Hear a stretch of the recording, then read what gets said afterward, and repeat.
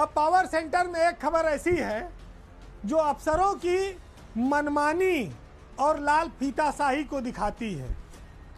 हमारे यहाँ अफसर कितने अड़ंगेबाज हो चले हैं और वो कितने बेफिक्र हैं, कैबिनेट के डिसीजन को भी अनदेखा कर सकते हैं, इतनी हिम्मत है उनके अंदर। एक नमूना आपको दिखाऊंगा और बताऊंगा कि मुख्यमंत्री की कैबिनेट ने जो प्रस्ताव 2022 में पास किया था, अफसरों ने गुमराह करके 2024 यानी 2 साल तक उसे लागू नहीं होने दिया। बात आज उत्तर प्रदेश में चलने वाले इलेक्ट्रिक से और हाइब्रिड से जो वाहन हैं उनकी हो रही है, जो सरकार की बड़ी महत्वाकांक्षी योजना है। योजना इसलिए महत्वाकांक्षी है कि जो इलेक्ट्रिक वाहन है वो तेल तो पीता नहीं है, पेट्रोल और डीजल।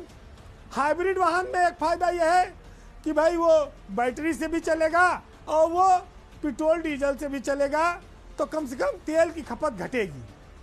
भारत जैसे देश में जहाँ पर तेल आयात होता है, बहुत पैसा खर्च होता है, अगर हम पेट्रोल डीजल पर निर्भरता ख़त्म करेंगे तो हमारा वो पैसा बचेगा, देश में आर्थिक समृद्धि बढ़ेगी, तरक्की आएगी। उसके लिए इलेक्ट्रिक वाहनों को सरकार ने सब्सिडी देने का ऐलान किया था।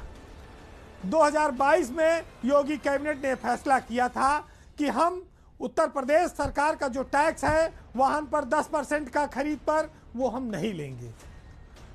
और यानी कि जो वाहन इलेक्ट्रिक वाले, मान लीजिए आप 20 लाख की कोई गाड़ी खरीदते हैं तो उसका 10% जो स्टेट गवर्नमेंट का टैक्स है 2 लाख रुपया, वो छूट जाएगा, आपको नहीं देना पड़ेगा, जिससे कि लोग इलेक्ट्रिक वाहन अधिक से अधिक खरीदें। लेकिन इसी में यह भी हुआ था कि इसमें हाइब्रिड वाहनों को भी इसका लाभ मिलेगा। लेकिन आप यह कह सकते हैं कि जो इलेक्ट्रिक वाहन बनाने वाली बड़ी बड़ी कंपनियां हैं उनकी लॉबिंग से और कुछ अफसरों की लापरवाही से ये स्कीम खाली इलेक्ट्रिक वाहन पर लागू हुई और हाइब्रिड वाहन पर लागू नहीं की गई। इतना ही नहीं, सरकार ने इंडस्ट्रियल पॉलिसी को बढ़ावा देने के लिए 1 लाख रुपए की और अतिरिक्त छूट इन दोनों वाहनों पर की थी, लेकिन इस फैसले को दबाए रखा गया।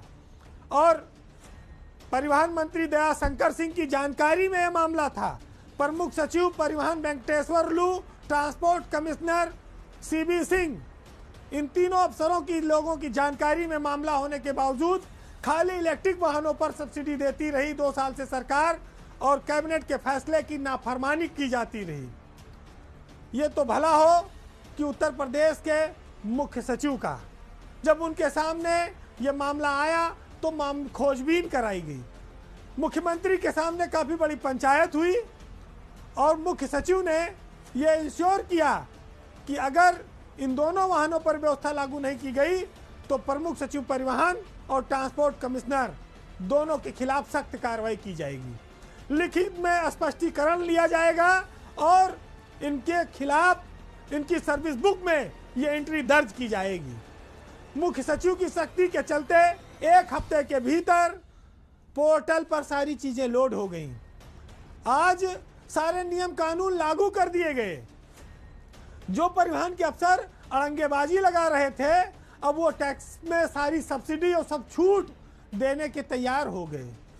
इलेक्ट्रिक और हाइब्रिड वाहनों पर छूट और 1 लाख रुपए की सब्सिडी इन दिनों शुरू हो चुकी है।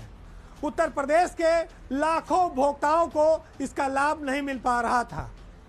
दबाव चाहे जो रहा हो, इलेक्ट्रिक वाहन निर्माताओं का रहा हो, चाहे जितने बड़े बड़े उद्योगपतियों का रहा हो, लेकिन ब्यूरोक्रेसी में जो लोग बैठे हैं उनकी नीयत क्या है इससे फर्क नहीं पड़ता है। वो ईमानदार हैं, बेदाग हैं, लेकिन अगर जनता को उसका कोई लाभ नहीं मिल रहा है तो इस ईमानदारी का और उस सोच का कोई फायदा नहीं है।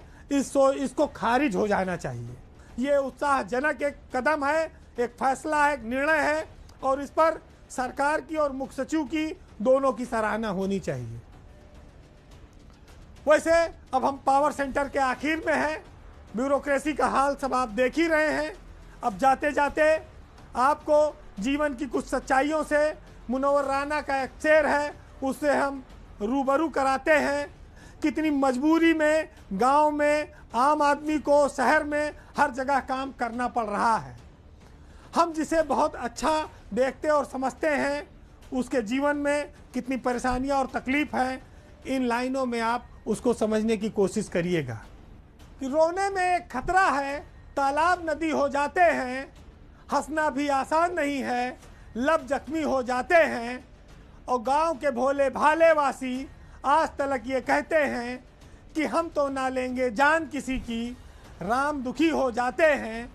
और स्टेशन से वापस आकर बूढ़ी आंखें सोचती हैं कि पत्ते तो देहाती रहते हैं, फल शहरी हो जाते हैं। और बोझ उठाना शौक कहाँ है, मजबूरी का सौदा है, रहते रहते स्टेशन पर लोग कुली हो जाते हैं। नमस्कार।